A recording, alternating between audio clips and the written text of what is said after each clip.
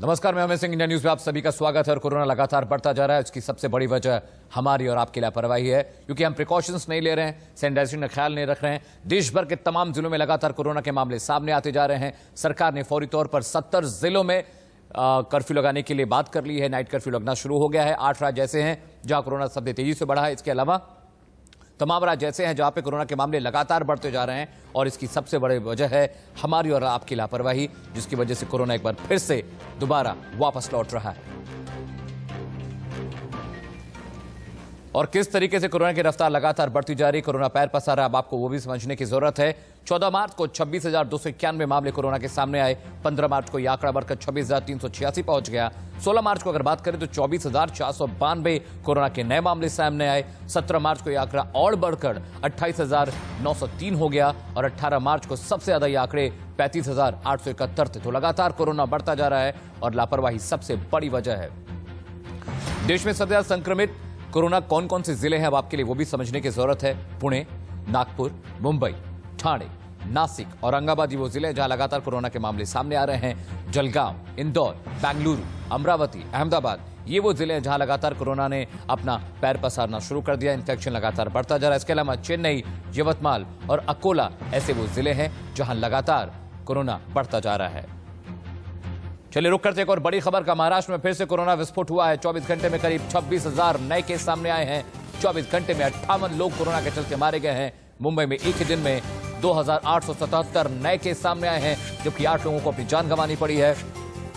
नागपुर में 24 घंटे में 3,996 नए मामले दर्ज किए हैं। तो लगातार कोरोना का विस्फोट मुंबई में शुरू हो चुका है और महाराष्ट्र में लगातार कोरोना के मामले बढ़ते जा रहे हैं। एक दिन के अंदर रिकॉर्ड तेजी आई। 24 घंटे के अंदर करीब 26,000 नए कोरोना के मामले सामने आए हैं और 24 घंटे में 58 लोगों को कोरोना से अपनी जान गंवानी पड़ी।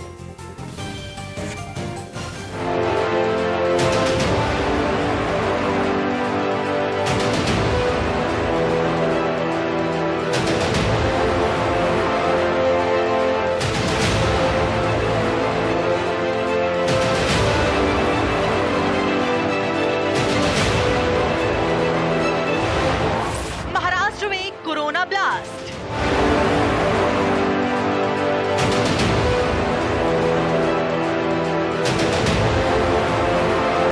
महाराष्ट्र में कोरोना की खबरें अब फिक्र बढ़ा रही हैं। कोरोना के नए आंकड़े पिछले साल जैसा ही खौफ पैदा कर रहे हैं।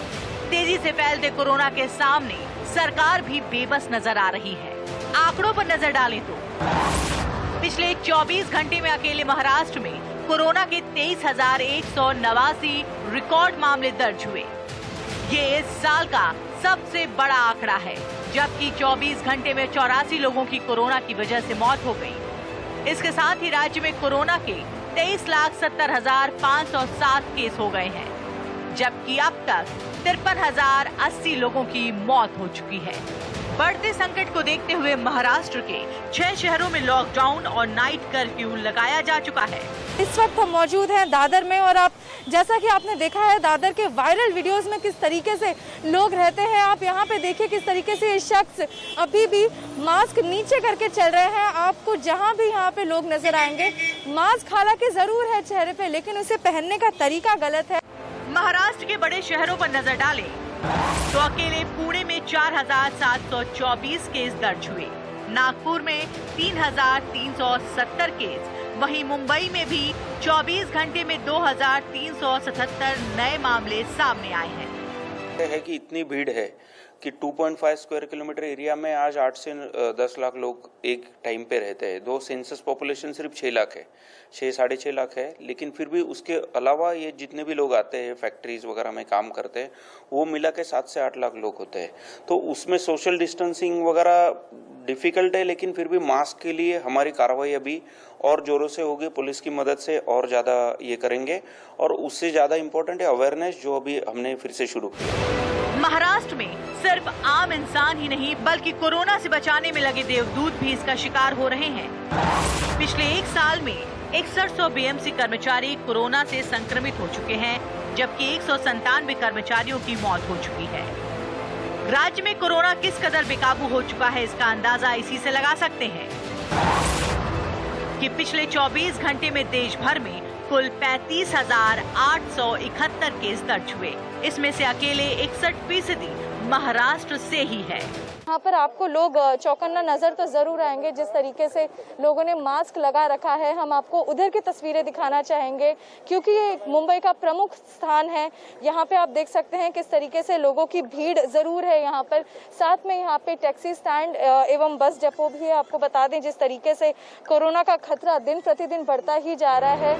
सूबे में कोरोना की बेलगाम रफ्तार का आलम ये है कि नांदेड़ में 385%, नंदुरबार में 224%, बीड में 219%, धूले में 169%, नासिक में 157%, जलगांव में 147 और भंडारा में 140% के हिसाब से कोरोना केस में इजाफा हुआ है।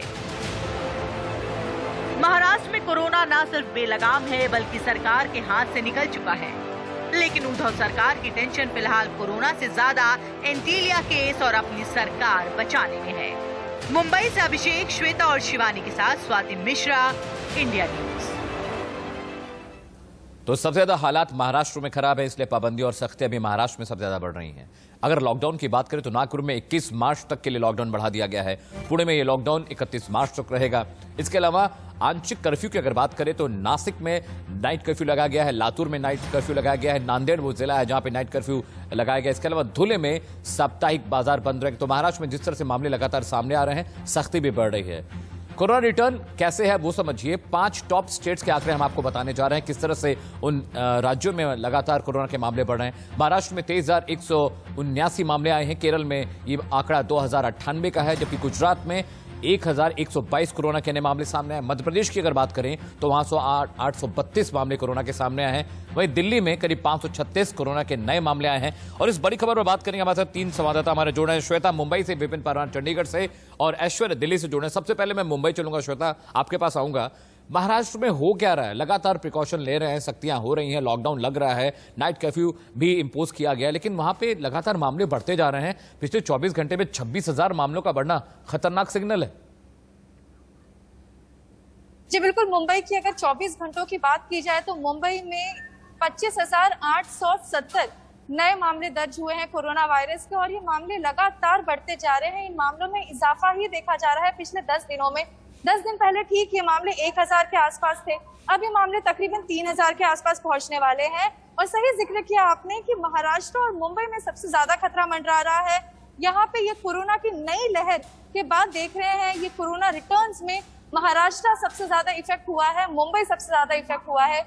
मुंबई की अगर बात की जाए तो मुंबई एक कंजेस्टेड इलाका माना जाता है, जहाँ पे 2 करोड़ के ऊपर की आबादी है और यहाँ पर लोकल ट्रेन खुलने के बाद भी हमने देखा किस तरीके से इजाफा ही होता जा रहा है कोरोना वायरस के केसेस में।